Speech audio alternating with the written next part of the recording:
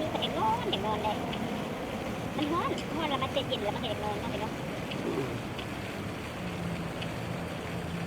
มีนอนก็คือเย็นนอนไปเจอเห็นคนรักเจอน้องกวางสัญญา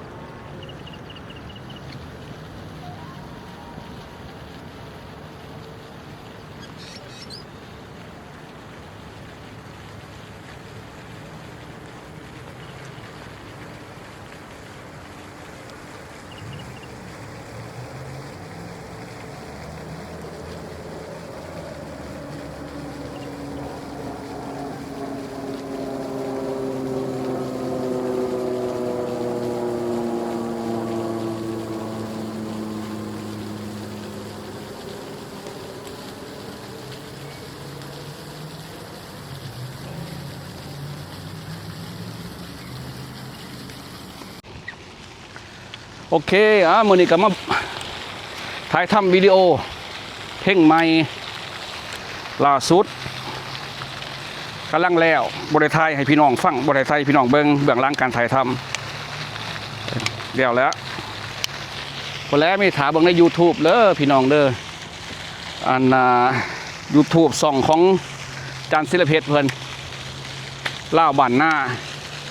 หรือสิเข้าไปในYouTube ลาวคริสเตียนซองมีเอสนำนะเราจะเห็นอยู่ดอกเห็นเห็นอย่างเขาเอิ้นเห็นมิวสิกวิดีโออยู่ในหันละกระยามันมันออฟไปซื้อมันประหยัดแบสจะเปิดเบิ่งก็ได้อย่ามือเปิดก็มือจี้เบิ่งย่างเลาะมึงได้นึงพาพี่น้องย่างเลาะเบิ่งกันดาสวน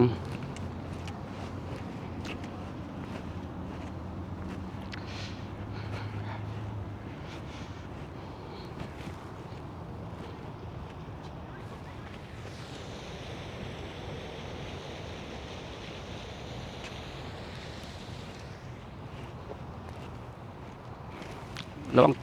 ต่ำนะ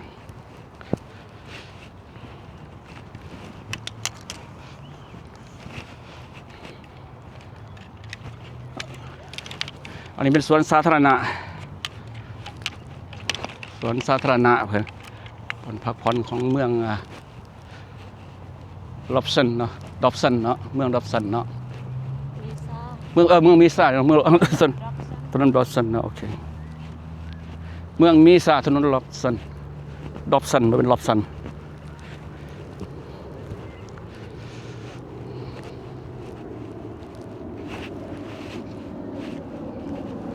จะเข้าห้องน้ำบ่จะเข้าอยู่วะ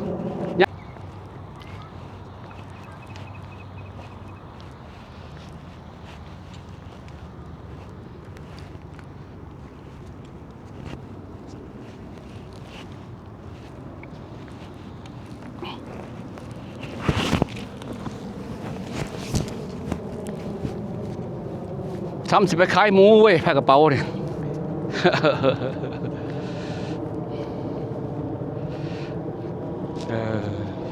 อย่าเวงไปเวงมาไลเดอร์คือมือกล่องเก่าฮะโอ้ต้นใหม่ดีงามเลยเฮ้ยต้นยังนี่ฮะเขาตัดงามไปซื้อเนาะ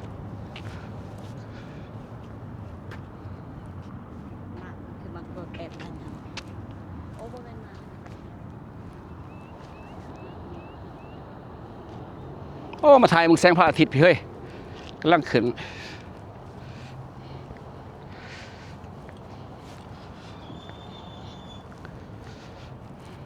เบิ่งหน้าตัวเองก็ได้เบิ่งหน้าตัวเองจบเบิ่งเจ้าตาโอ้ตะเว้นกำลังสิขึ้นกำลังเดินสิขึ้นเบิ่งตาตัวเองอีกบ่โอ้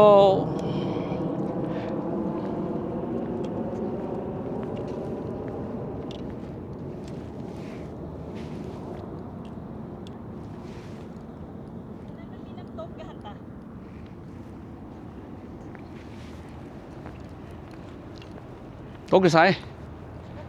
ตกอยู่หั่นนะ ตะกี้มีน้ำตกอยู่หาแต่ข้ามันแห้งมันบ่แห้งแล้วนี่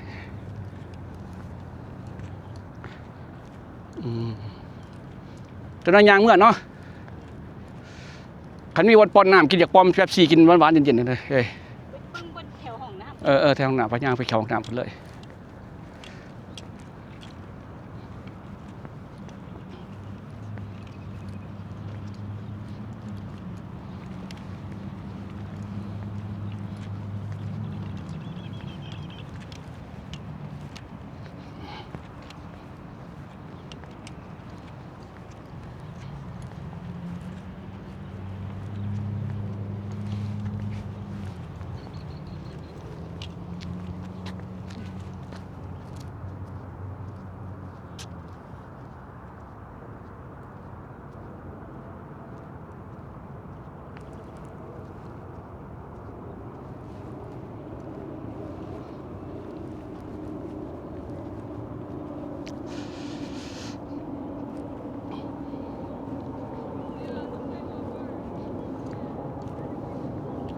วันนี้เย็นเว้ย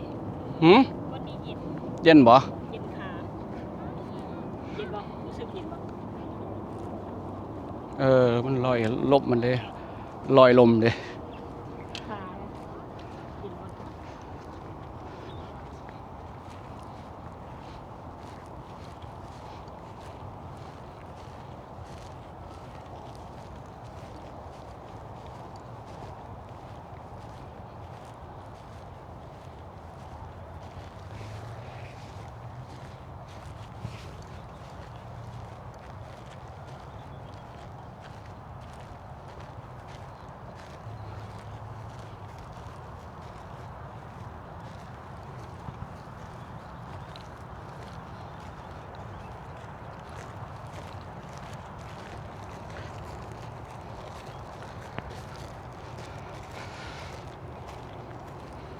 ไปห้องน้ำดับบาดนี่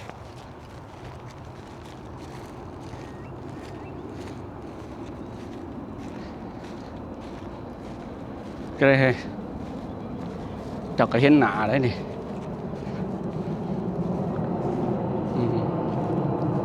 สิมีบนเขาขายน้ำอยู่ว่าแถวนี้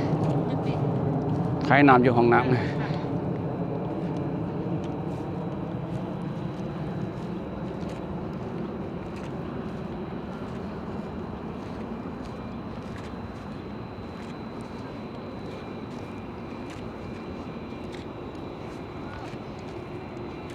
โอเคเขาห้องน้ำกันเด้อนี่เด็ห้องน้ำเขาห้องน้ำเขาเลยอันนี้